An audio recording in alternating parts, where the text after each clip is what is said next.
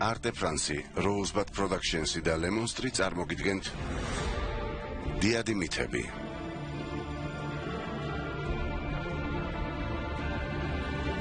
დოკუმენტური სერიის ავტორი ფრანსუა ბუნელი. Antigone. ის ვინც თქვა არა. ისიც. ოდესღაც ვარსკვლავივით რომ ბრწყინავდა, ახლა წვდეათში მხოლოდ აჩრდილიღა დარჩენილა. დიადი მეფე, თებეს მმართველი. მოკვდავი, რომელმაც სფინქსის ამოუხსნელი თავსატეხი გამოიცნო. ოიდიპოსი, მამის მკვლელი, ინცესტში ცოდვილი. საბერძნეთი პატივსცემდა სიბრძნის გამო, თუმცა თვითონ ამოუხსნელ საიდუმლოდ დარჩა.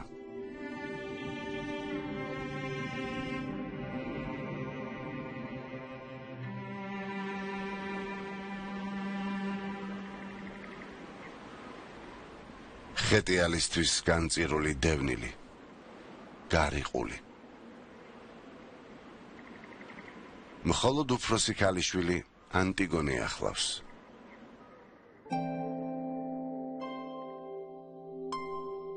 ანტიგონე, მკაცრი და სევდიანი. თავი მაღლა უჭირავს. უგრძნობია შეურაცხყოფისადმი, რომელიც გზებზე ხვდებათ. ერთად დადიან, კეთილგონიერი ასული ბრმა მამას მიუძღვის. ყველა ვინც ოიდიპოსს ხედავს, ქვესკნელიდან ამოსულ მოჩვენებას ამსგავსებს.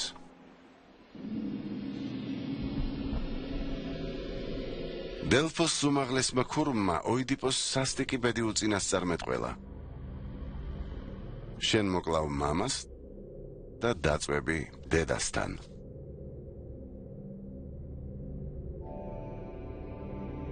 მთელი სიცოცხლე თებეს მეფე ცდილობდა ორაკულის წინასწარმეტყველება აეცილებინა. მაგრამ საბოლოოდ სიმართლეს ფარდა აეხადა. ოიდიპოსმა მართლაც გაუცნობიერებლად მოკლა მამა და დედაზე იქორწინა.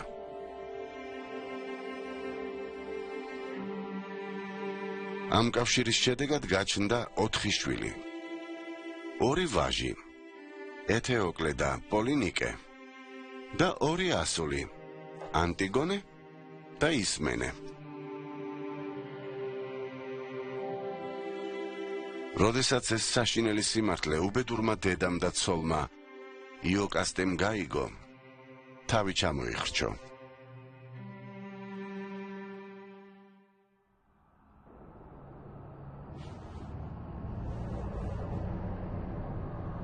სასოწარკვეთილმა ოიდიპოსმა დედის სამოს სოქროს კინძის თავები ააგლიჯა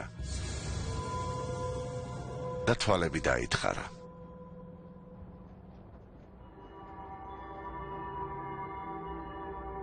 ის ვეღარასოდეს დაინახავდა დღეს, ღამეს და თანამოძმეებს.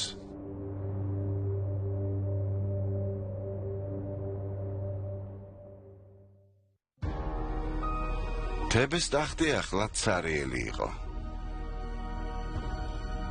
ოიდიპოსის ვაჟები ეთეოკლე და პოლინიკე პატარები იყვნენ სამეფოს სამართავად. მმართველის მოვალეობას მათი ბიძა კრეონი ასრულებდა. კრეონმა გადაწყვიტა ოიდიპოსი არ დაესაჯა. მიაჩნდა, რომ თვალების დათხრით დანაშაულისთვის უკვე საკმაოდ ცხო.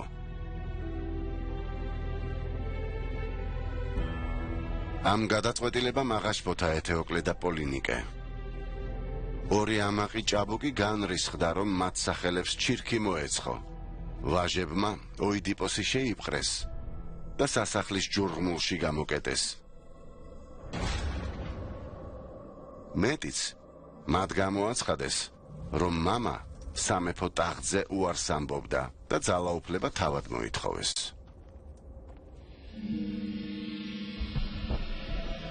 მამის მწუხარებასა და სირწყვილს ახლა ღალატიც დაემატა.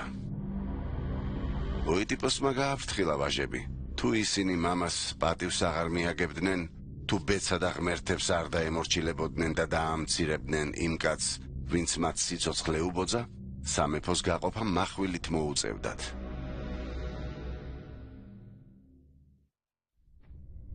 ეთეოკლემ და პოლინიკემ ყურადღება არ მიაქციეს მამის წყევლას. უფრო გამკაცრდნენ და ოიდიპოსი თებედანას კი გააძევეს. იმ დღიდან მოყოლებული მხოლოდ ქალიშვილის იმედად დარჩენილი მწუხარე ოიდიპოსი მთელ ქვეყანაში დახეტიალობდა.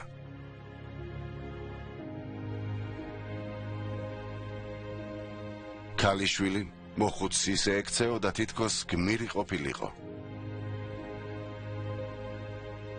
მან ბავშვობიდან იცოდა, რომ არ უნდა დანებებულიყო და არასოდეს დამორჩილებოდა ბედისწერის დარტყმებს. ბოლოს ათენიდან არც ისე შორს დაქანცული მგზავრები პატარა ქალაქ კოლონოსისთან შეჩერდნენ. ორაკულს ოიდიპოსისთვის ნათქვამი ჰქონდა, რომ აქ იპოვიდა შვებას. მართლაც მათ თავშესაფარი შესთავაზეს, როგორც იქნა. ოიდიპოსი დაქანცული იყო. ანტიგონე გვერდით მიუწვა და ხელები მოხვია, თითქოს მამა მოულოდნელად ბავშვად გადაქცეულიყო.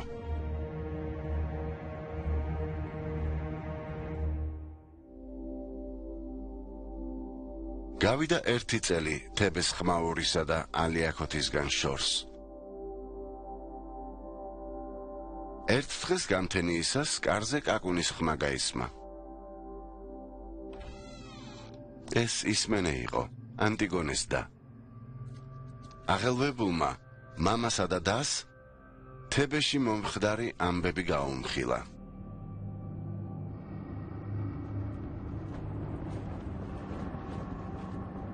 ეთეოკლეს და პოლინიკეს სამეფო ტახტი დაეკავებინათ. თუმცა მათი ტრიუმფი მამის გაფრთხილებას დაეჩრდილა. განამათმა მამამ ოიდიპოსმა არ იწინასწარმეტყველა, რომ მათი სამეფო מחვილის ძალით გაიყოფოდა.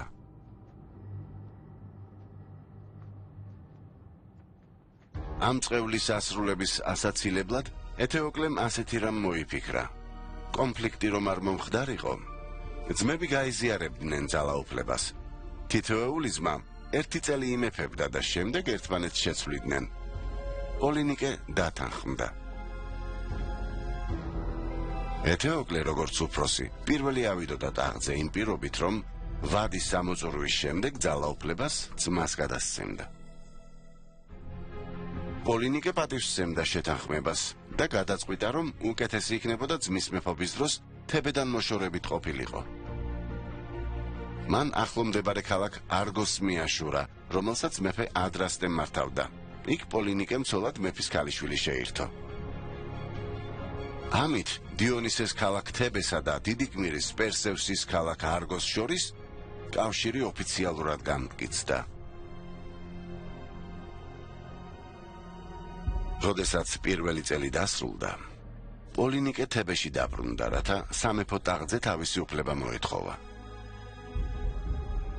სამწუხაროდ ძალაუფლება ადამიანს თაუბრუს ახვევს. ეთეოკლემ უარი თქვა შეთანხმების შესრულებაზე. დასცინა კიდეც ამ აღთქმას. თავის გადასარჩენად პოლინიკეს გაქცევის გარდა სხვა გზა აღარ ჰქონდა დარჩენილი. ჯარისკაცები უკვე მოდიოდნენ მის შესაპყრობად და საპყრობილეში ჩასაგდებად.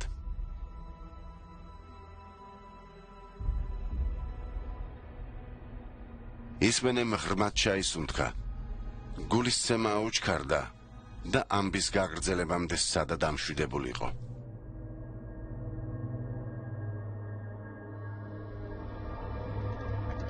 პოლინიკე სასწრაფოდ დაბრუნდა არგოსში. იქ ჩასვლის შემდეგ პირდაპირ ადრასტეს მიაშურა და დახმარებას თხოვა. მეფემ მას 7 მამაცი სარდლის მეთაურობით მეომრები გააყოლა. პოლინიკე თებესკენ გაემართა, რათა კუთვნილი ძალაუფლება დაებრუნებინა. ეს მეთაურები ცნობილნი გახდნენ სახელით 7 თებეს წინააღმდეგ. ჯარის სათავეში ჩამდგარმა პოლინიკემ დაიფიცა, რომ ქალაქის კედლებს დაანგრევდა და მოკლავდა ძმას, რომელმაც უღალატა.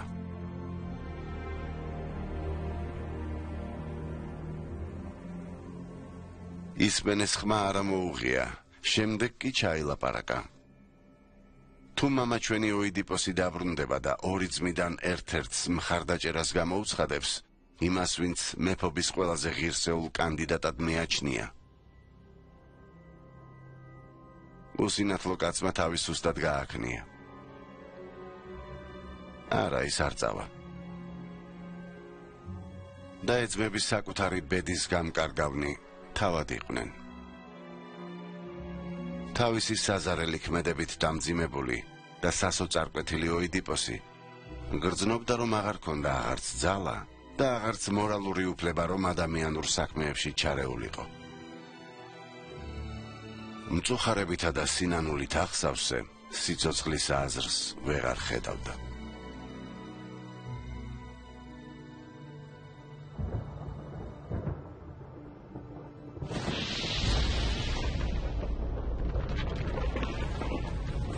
უცებ უზარმაზარი ნაპრალი გაიხსნა. ანტიგონე და ისმენე გაოგნებულნი უცქერდნენ, ნელ-ნელა როგორ უჩინარდებოდა მათი საბრალო მამა მკვდართა საუფლოში. ზევსმა გადაწყვიტა მისი ტანჯვისთვის ბოლო მოეღო.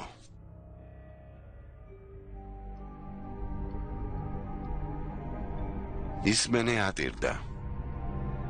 ანტიგონეს ემოცია არ გამოუხატავს. მან დასხელი მოკიდა. თებეში დაბრუნების დრო იყო. როდესაც ანტიგონე ქალაქს მიუახლოვდა, მის თვალწინ საზარელი სანახაობა გადაიშალა. გალავნის გარეთ არგოსელთა ლაშქარი დაბანაკებულიყო. ეს პოლინიკეს ხალხი იყო. ძლევამოსილ ქალაქ თებეს 7 კარიბჭესთან 7 მეთაური განლაგდა. მათი ფარები, მუზარადები და შუბები თვალის მომჭრელად ბრწყინავდა.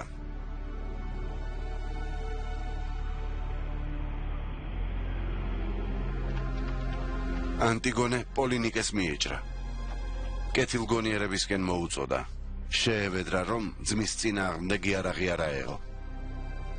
პოლინიკემ უარი განუცხადა. მას უსამართლოდ მოექცნენ, ჩამოართვეს ის, რაც კანონიერად ეკუთვნოდა. ეთეოკლეს პასუხი უნდა ეგო და ტახტი დაებრუნებინა. შემდეგ ანტიგონემ სასახლეს მიაშურა, სადაც ეთეოკლე გამაგრებულიყო და შეევედრა არ ებრძოლა. ეთეოკლემაც უარი თქვა. გამორიცხული იყო, რომ მას უფროს ვაჟს სამეფო ტახტი დაეთმო.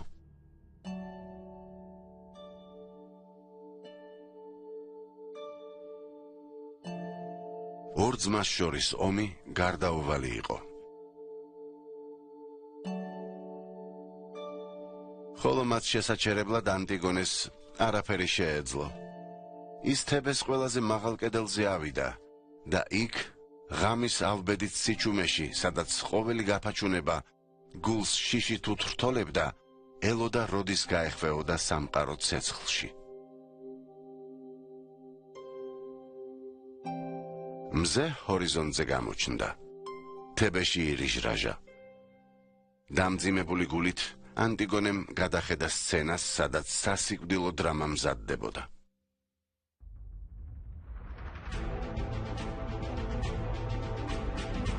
ორი ლაშქარი ერთმანეთს შეერკინა. მოელვარეს საბრძოლო აღჭურვილობა ბრძოლის ორომტრიალში გაფერმკრთალდა.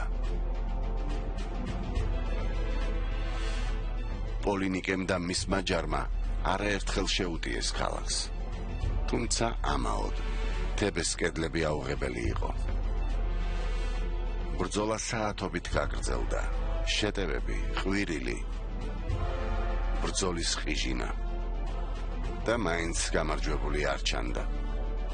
შემდეგ, როდესაც დაღამდა, პოლინიკე მოიერიშეთ არიგებს გამოეყო. მან ძმას პირისპირ ბრძოლა შესთავაზა. ეთეოკლე დათანხმდა. მეომრებმა ბრძოლა შეწყვიტეს. ძმები ერთმანეთს გარეული მხეცებებით შეებნენ, ხტოდნენ, დარტყმებს ირიდებდნენ და მოწინააღმდეგის განგმირვას ცდილობდნენ. და შემდეგ პოლინიკე მიწაზე დაეცა. გამარჯვება ეთეოკლეს დარჩა. ის თავისი მეომრებისკენ შებრუნდა და გამარჯვების ნიშნად ხელები ასწია. უეცრად პოლინიკე წამოდგა და უკანასკნელ ამოსუნთქვასთან ერთად ძმას ზურგში მახვილი ჩასცა. ყველაფერი დასრულდა.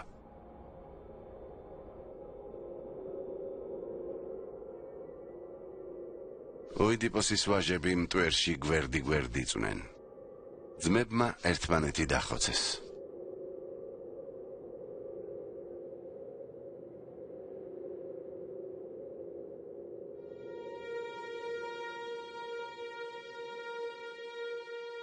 ანტიგონე ცრემლებს ვეღარ იკავებდა. ტიროდა იმ საშინელი ხვედრის გამო, რომელიც მის ოჯახს ბედისწერა მარგუნა.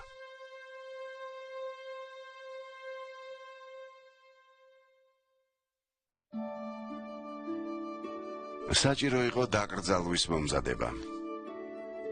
კრეონი წინ გამოვიდა. სამეფო ტახტი კვლავ მას ერგო.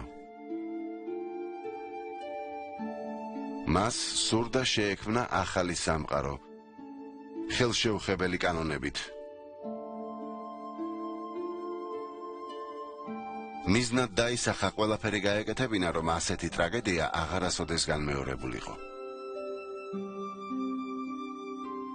პირველად გადაწყვიტა პატივი მიეგო თებეს ქალაქის დაცვისას დაღუპული გმირისთვის. კრეონმა ეთეოკლე დიდი პომპეზურობითა და ცერემონიით დაკრძალა. შემდეგ ბრძანა პოლინიკეს ცხედარი ბრძოლის ველზე დაეტოვებინათ, ძაღლების საჯიჯგნად. ყველას უნდა დაენახა, რა ელოდა მას, ვინც საკუთარი ქალაქის წინააღმდეგ იარაღს აღმართავდა.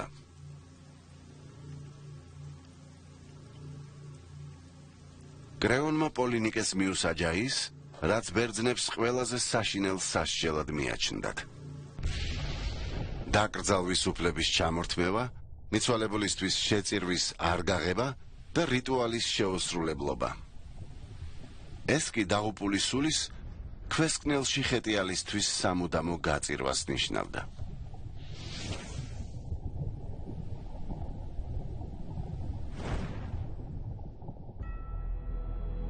კრეონისთვის ეს არ იყო მარტივი გადაწყვეტილება. მას თავისი დიშვილის, პოლინიკეს სიძულვილი არ ამოძრავებდა, მაგრამ პოლინიკე იყო სწორედ ის, ვინც გაბედა მშობლიურ ქალაქს თავს დასხმოდა. ეს არ იყო ისეთი დანაშაული, რომელზედაც თვალის დახუჭვა შეიძლებოდა. კრეონის კანონი ნათელი იყო. ყველა, ვინც თებეს დაემუქრება, ყველა, ვინც შეეწინააღმდეგება იმას, რასაც ის სახელმწიფოს ინტერესებს უწოდებდა, პოლინიკეს ბედს გაიზიარებს. ანტიგონე აღშფოთდა. კრეონის ფეხებთან დაემხო და სთხოვა შეეცვალა გადაწყვეტილება. ანტიგონე მიცოდა, რომ ეთეოკლე უზურპატორი იყო, მაგრამ ისიც იცოდა, რომ თავის ქალაქს იცავდა. ქალმა ისიც უწყოდა, რომ პოლინიკეს საკუთარი ქალაქის წინააღმდეგ იარაღი არ უნდა აეღო, თუნდაც იმისთვის, რომ მოეთხოვა ის, რაც სინამდვილეში კანონიერად ეკუთვნოდა.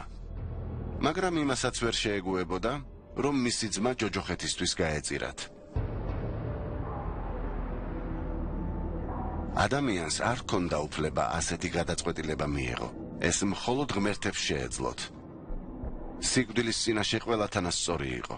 ხოლო მიცვალებულის პატივისცემა დანაშაულის მიუხედავად, დაკრძალვის რიტუალის შესრულება წმინდათა წმინდა მოვალეობა იყო. ვალი ღმერთების წინაშე. კრეონმა არც კი მოусმინა. ახალი არეულობა აღარ სურდა. მისი ხალხი და ქალაქი რომ გადარჩენილიყო, სხვა გზა არ ჰქონდა. შიში უნდა ჩაენერგა. პოლინიკე ერთგვარ სიმბოლოდ უნდა ქცეულიყო. ანტიგონე წამოდგა. მან კრეონს თვალებში შეხედა და თქვა, არა. არა, მე ვერ დავემორჩილები ამ კანონს. ეს არ არის ზევსის კანონი, ეს არის კრეონის კანონი. ადამიანის და არა ღმერთის. როგორც ადამიანს და როგორც მეფეს, კრეონს უფლება ჰქონდა ემართა ქალაქის ცოცხალი მცხოვრებნი ისე როგორც სურდა, მაგრამ არ ჰქონდა უფლება მოსილება განეკარგა მათი სულების სიკვდილის შემდეგ.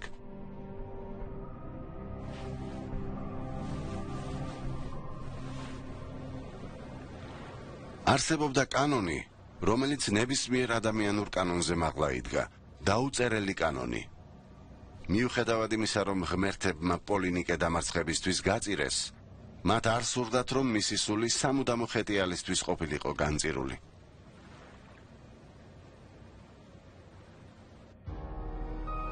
ანტიგონე მაშინვე დასთან მივიდა. მან ისმენეს დახმარებას თხოვა. ფარულად ღამის საფარქვეშ ისინი თებეს კედლებს გარეთ უნდა გაპარულიყვნენ, პოლინიკეს ცხედარი მოეძებნათ და დაკრძალვის რიტუალი ჩაეტარებინათ, რათა აჩრდილთა სამყაროში მარადიული ხეტიალისგან ეხსნათ. მაგრამ ისმენემ უარი თქვა. ეშინოდა. ბოლოს და ბოლოს ისინი ხომ ქალები იყვნენ და შესაბამისად მამაკაცების მიერ დაწესებულ კანონებს ექვემდებარებოდნენ. ისმენემ ანტიგონეს შეახსენა ის სასტიკი შედეგი, რაც ამ კანონის დამრღვევს ელოდა.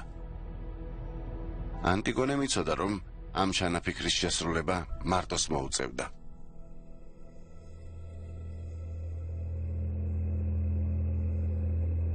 დაბლობზე სიბნელემ დაისადგურა. ღამის სიჩუმეს არაფერი არ ყვევდა. ანტიგონე პოლინიკეს ცხედარს ვარსკვლავების შუქზე ეძებდა. შემდეგ ხის ძირას მოკრა თვალი. ის ზურგზე იწვა და ისე ჩანდა თითქოს დაჭრილი იყო. ქალმა ძალზე ჩუმად სამგლოვიარო სიმღერა წამოიწყო.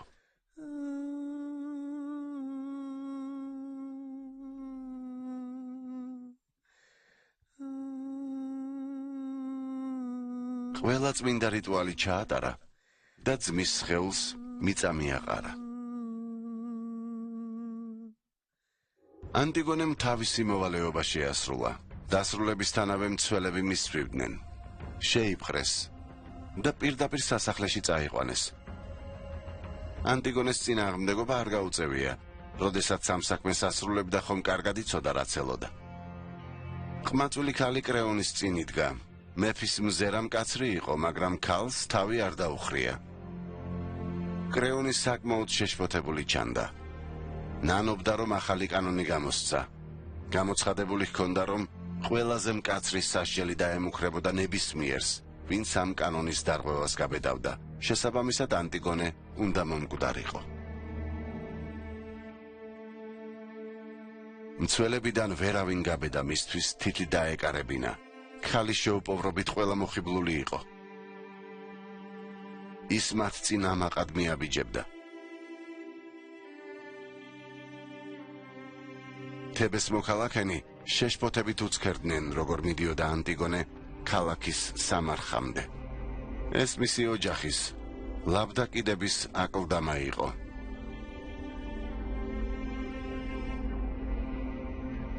საძვალეში უემოციოდ შევიდა.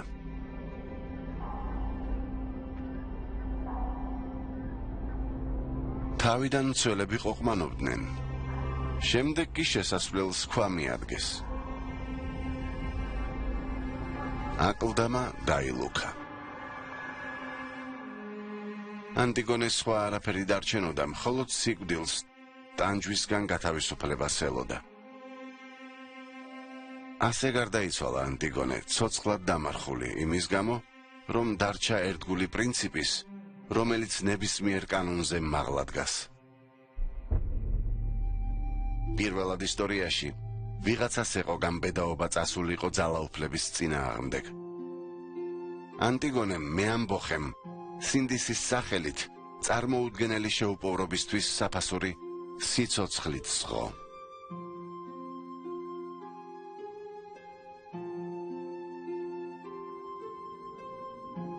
დედამიწაზე აღარაფერი იქნებოდა ძველებურად. ღმერთების, ისევე როგორც სახელმწიფოს კანონებს, ახლა მხოლოდ სინდისის ეთიკა თუ დაუპირისპირდებოდა. ეს იყო ინდივიდუალური თავისუფლების დაბადების აქტი. მითების ხანა ნელ-ნელა დასასრულს მიუახლოვდა. ახლა შესაძლებელი იყო ისტორიის ხანა დაწყებულიყო.